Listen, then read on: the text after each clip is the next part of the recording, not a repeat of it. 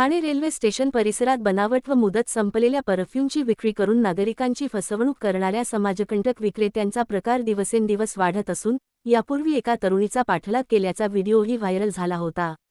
तसाच एक धक्कादायक प्रकार आज दुपारी सॅटिस पुलाजवळ घडला।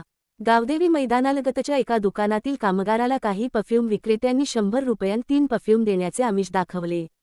पैसे दिल्यानंतर 14 जणांनी त्याला धमकावत पुन्हा 500 रुपये मागितले आणि ऑनलाईन व्यवहाराच्या माध्यमातून एकूण 1800 रुपये उकळले।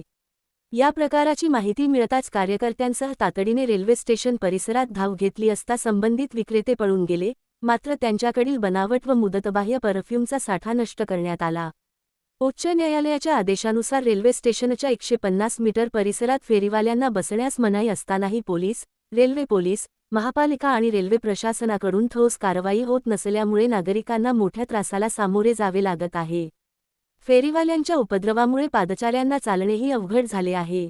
या पार्श्वभूमीवर नौपाडा व ठाणे नगर पोलीस, महापालिका आयुक्त आणि रेल्वे प्रशासनाकडे अधिकृत तक्रार दाखल करून बेकायदा फेरीवाल्यांविरोधात कठोर कारवाईची मागणी करण्यात येणार असून येत्या महापालिकेच्या महासभेतही हा गंभीर मुद्दा ठामपणे मांडला जाईल। Bureau report Raigad Lokdhara news Thane.